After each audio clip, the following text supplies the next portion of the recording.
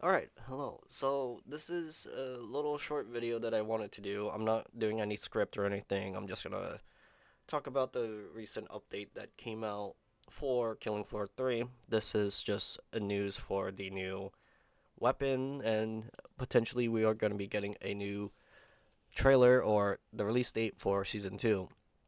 And as you can see, it was posted on December 2nd. I'm recording this on December 3rd.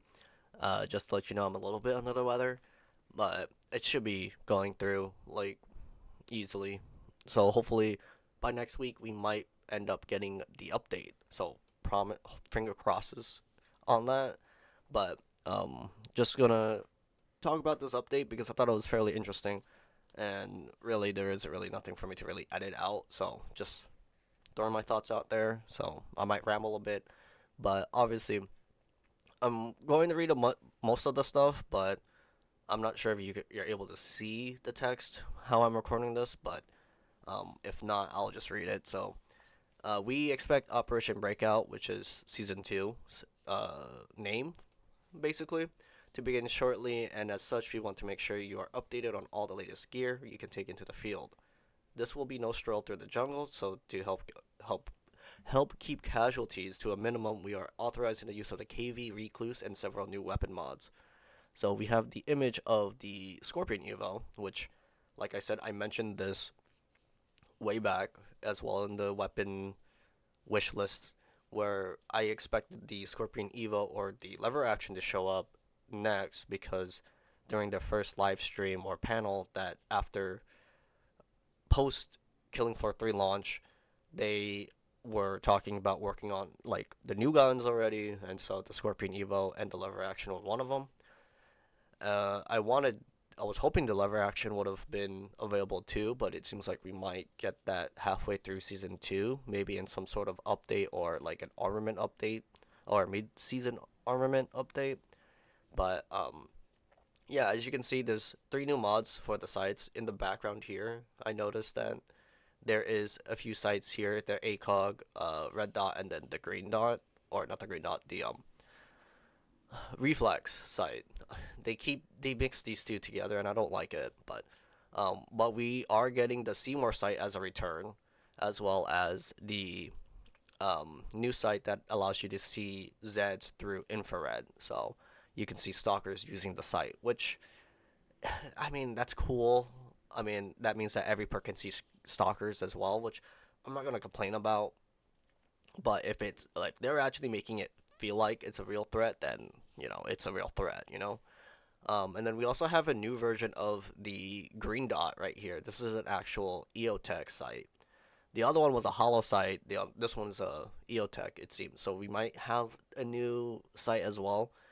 And the other thing that's very interesting is the light here. So this is an underbarrel attachment, presumably. That is what I briefly read through this, but briefly this will help you, I guess, see better or like be able like teammates can see stalkers too. So I might be testing that out a bit with some of the commando weapons since most of the commando weapons I don't really have like attachments on them as much. So I think that might be pretty cool. We also have I believe two grenade launchers as well. I think one of them. This is the healing dart. This is the grenade launcher. So the KP6 has the grenade launcher as well. So it seems like the Scorpion is obviously a medic gun since the medic specializes in SMGs anyways. But the KV Recluse is a medium range fully automatic blowback operated 9mm compact submachine gun inspired by the CZ Scorpion Evo. It's a given. The new weapon is prioritized for medics and comes standard with a secondary fire mode equipped with healing darts. So obviously, we it was a given that it was going to be a medic gun since SMGs, right? So the KV Recluse primary fire deals out ballistic damage while inflicting stumble, which is neat, which every firearm in the game are basically has stumble. Default can hold 30 rounds, so that's good. And then we also have an image with a bit of DJ Scully, the updated model of him fully, so as well as the shot of the new site and the UV light. Given like I do like it. I mean, so far his design looks kind of similar to his old one, but a bit more modern, as you can say, or updated. But we also have an image of the new sight being in use, so we now actually see the infrared. I think this is a bit similar to how the sharpshooter's gadget was, where it like highlights them a bit, but not really. I mean, it did it during the closed beta, but then it stopped. It was now just more of a targeting system, I believe, because it highlighted enemies around you, and so it would target a random enemy, but it doesn't do that anymore, it seems. But then I think we also see a stalker in the background right here. This is like revealed, so. And then more images of the jungle map, which is going to be released with this update. So for medics looking to personalize the recluse for a range of needs in the field, KV can utilize other mods for healing, so that's not fine. If the player replaces the underbarrel given with the underbarrel healing grenade mod, this gun fires healing grenades instead of healing darts, so that's not a bad idea.